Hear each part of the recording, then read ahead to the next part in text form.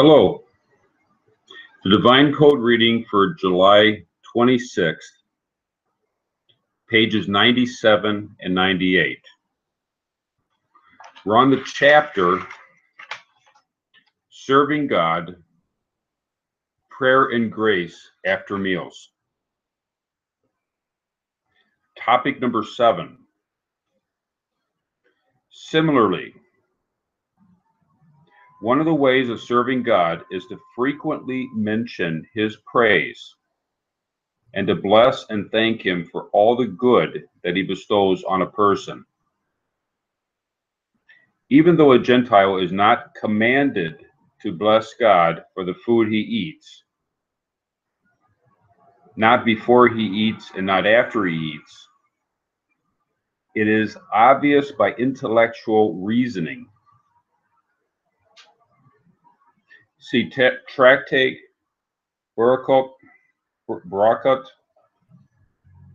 37a on the requirement to bless God for the benefit one receives from the benevolence that He bestows to the world.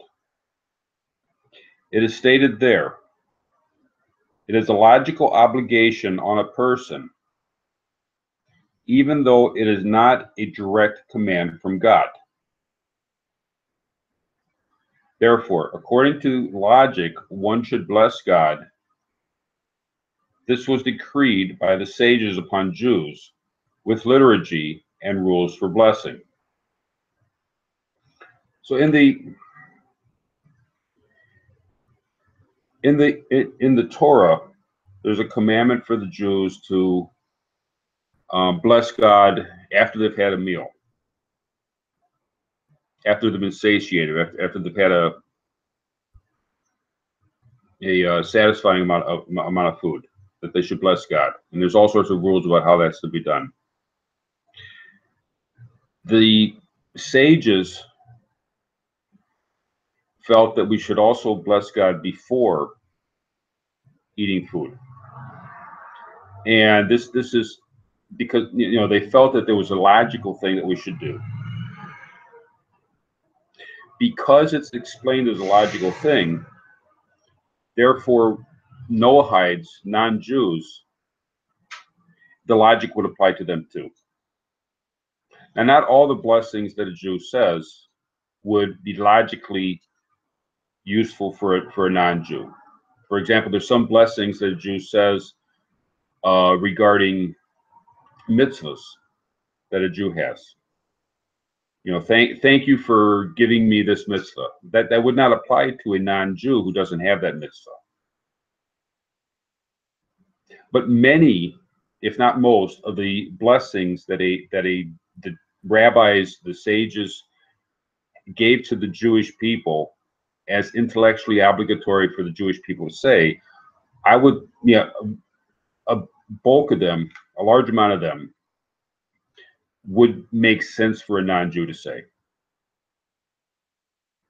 In the Divine Code, they're going over they're kind of taking the easier ones, saying that these are definitely ones that non-Jews should say. And as the Noahide movement progresses, there'll be more and more certainly will be added to this. There's actually been extra prayers that were added to this, to the second edition of the Divine Code that were not in the first edition. And this is something that will be continuously updated for sure.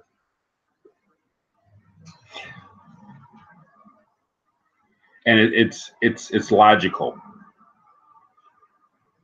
The rabbis that created a large amount of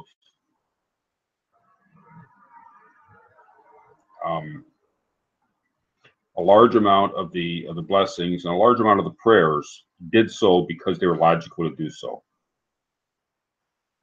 and therefore they would apply to the non-Jew, except in cases where they don't.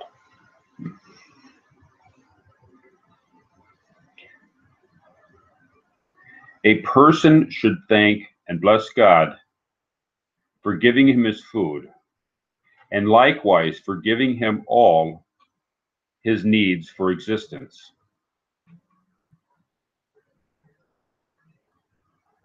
How does one do this? Before he eats, it is proper to request to God that he please give him, that God please give him enough substance, and he should say words of praise and thanks for that which God gave him. It is permissible for him to bless with the blessing in the version that the sages instituted, as follows. And you see Shulchan Aruch, Rima, and Shulchan Aruch, Harav Orachaim, chapter 2:15. One may answer amen to a blessing recited by a righteous Gentile, if said according to these versions instituted by the sages. It is thus obviously permitted for a Gentile to say these blessings in the form of these translations. So the sages instituted the blessings. They instituted the exact wording. And one might ask the question, well, why can't I just make up my own blessings? It's allowed to make up your own blessings, but there's a certain exactness. There's certain categories that exist in the world as categories that if we follow these, there's a logic that not always is clear, but the logic does exist. The sages came up with the exact wording of the blessings because they follow the categorization of what exists in the universe, and the categorization of what people will come across as they go through life. If I make up my own blessing, I'm nowhere near where the sages are as far as knowing what needs to be said. I'm trusting that the sages worded it in a manner that makes sense. And the Jewish people can even say amen when I use the blessings worded in the manner that the sages said this is the way that one should say blessings. And if I just make up my own blessings, it doesn't mean that it doesn't mean I'm wrong. What it means is I'm not doing it in the ideal manner. And realistically, if I make up a blessing, it's going to sound, it might sound silly. It might be like, well, you're the bestest, greatest, whatever, it's not going to have the same level of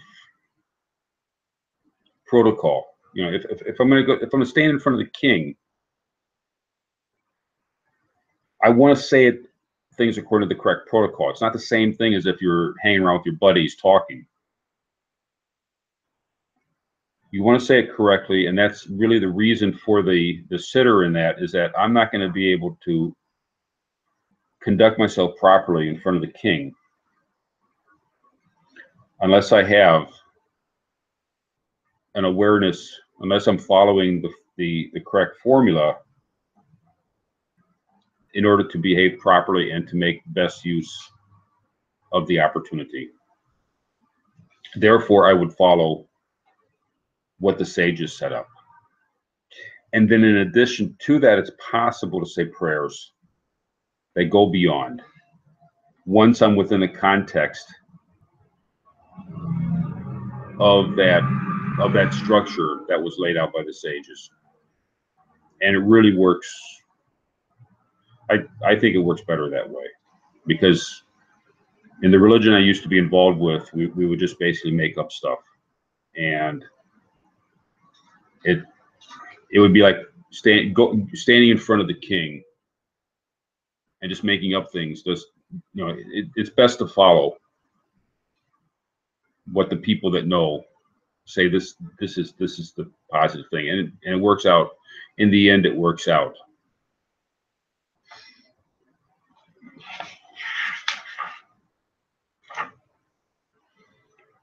Traditional blessings before eating or drinking.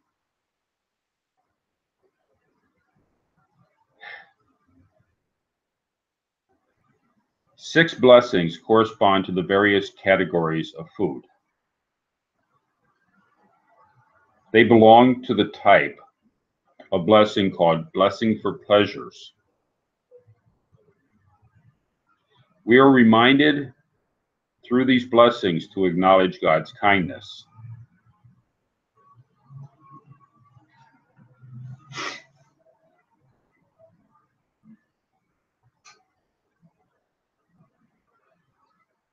The first blessing, before eating bread.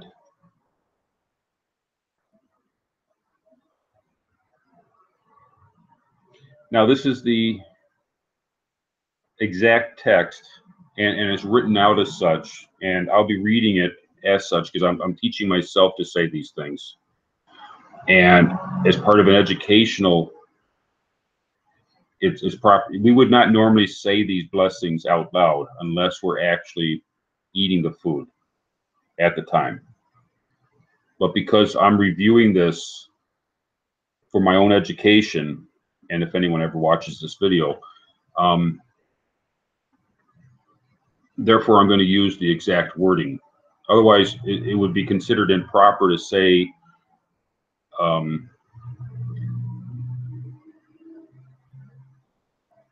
the names of God without. It would be considered saying a blessing in vain, or saying the name of the Lord in vain.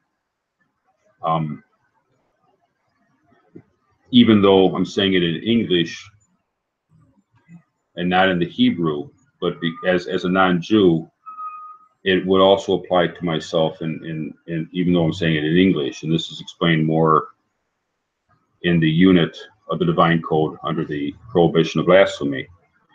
But because I'm teaching myself this, therefore I will use the exact wording as given out here in the translation. Okay, the first one is before eating bread.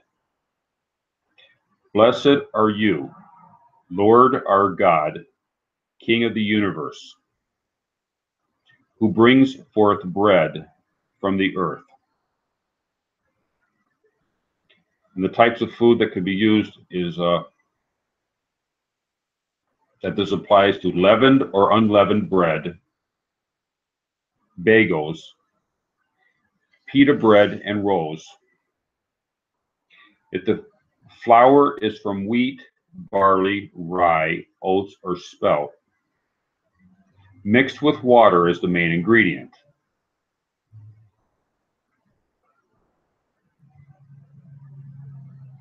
And this is from, as compared to what's called mazonas. That's the other, more of a cake or cookies, and that the main difference is that it's made with water. And if you ask a rabbi, they'll talk about it being baked in an oven, and the way that the gluten works in that, which I never understood a lot of those descriptions. But the way it's described here in the Divine Code, that for myself is easiest to understand, is that the main ingredient, the main liquid is in bread would be water.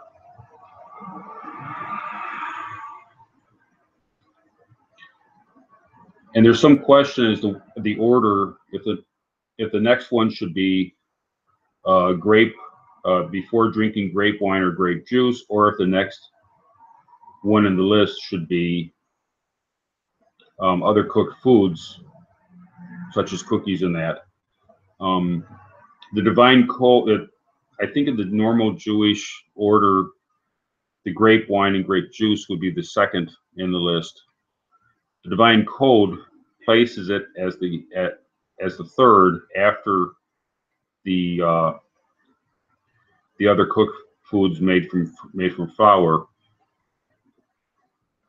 it could be, just my theory is that the Jewish order is based on the temple, whereas it may not apply to a non-Jew. Therefore, in the divine code, the second one is before eating other cooked foods made with grain flour or rice. The text is, "Blessed are you, Lord our God, King of the universe, who creates various kinds of subsistence." And examples of this would be cakes, cereals, cookies, pastries, pasta, cream of wheat, and cooked rice or rice cakes. And with that, it would be made with flour, that various kinds of flour, that water is not the main ingredient. And it's generally baked in an oven. And sometimes it's unclear as to how, if a particular item goes between bread or other cooked flour items. Yeah, it's best just to follow what it said in the what's said in the halakha books in those cases.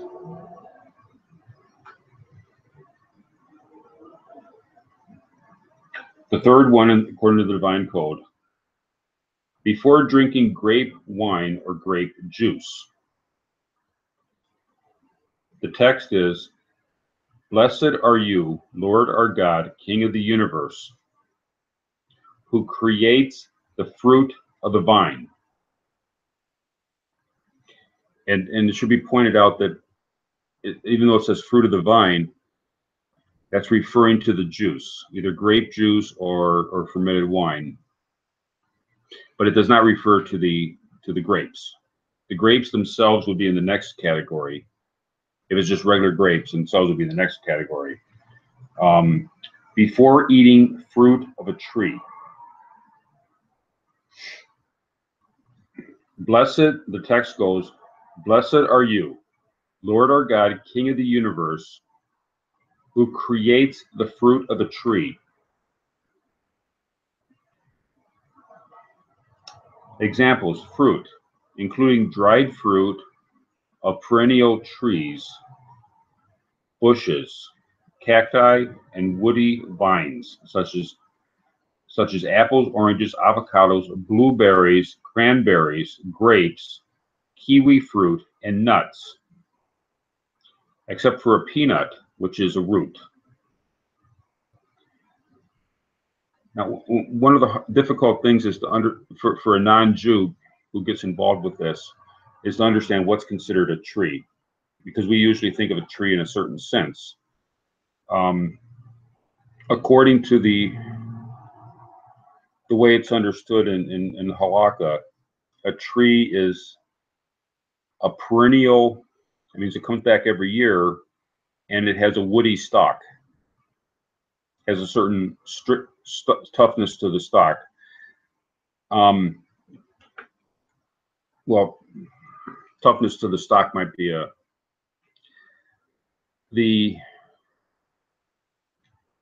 if it comes back every year, but the stalk is lost and it regrows every year, that for example, banana tree, that would not be considered a tree. But if it sticks there, then it would be considered according to a tree. Such as a grapevine, which, if it's left alone, it's going to stay, and it keeps coming back each year. That is counted as a tree. Roses, that some parts of the roses are edible, that would be considered a tree. Bushes are considered a tree. So these things, books are written on it.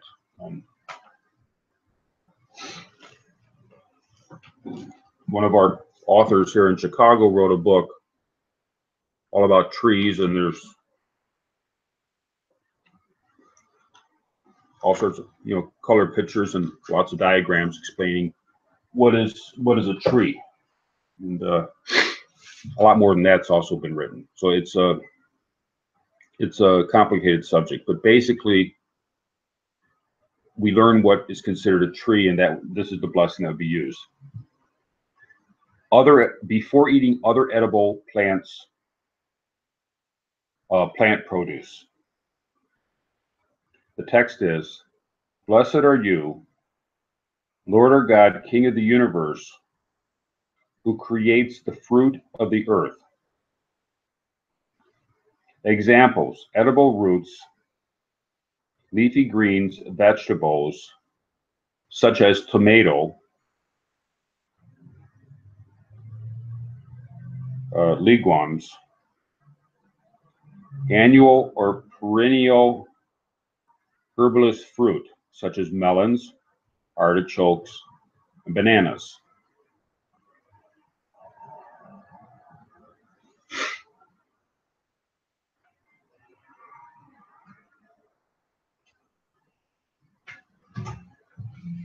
The next one, that'd be the sixth category, is before eating any other type of fruit or beverage. So this one is a broad, all-encompassing blessing. The text is, "Blessed are you, Lord our God, King of the universe, by whose word all things came to be." Examples: cheese, eggs, meats, mushrooms, fully processed foods, such as smooth peanut butter, tofu, candy. Drinks, except grape wine or juice. Any other food. And you would use this blessing if in doubt as to which one applies.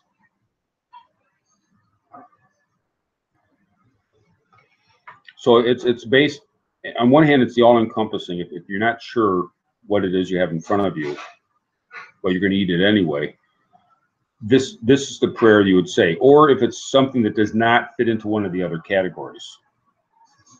If it doesn't fit into one of the other categories, this is the blessing you would say before eating it. Curiously, a few days ago, I was talking to someone, and the discussion went to Pringles. And the person mentioned to me that Pringles, because they're processed more, regular potato chips are sliced and then cooked or fried. Pringles are sort of pulverized and then formed into the potato chip looking shaped product.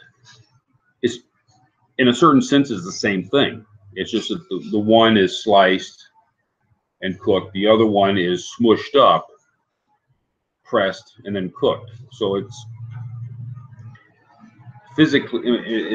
chemically the same thing. But because of the level of processing, the one would be considered a plant produce, and the other one is considered just a processed food. It would be considered, the last category, the all-encompassing category. And if you're not sure what it is, then this last one is the one you'd say. Thank you.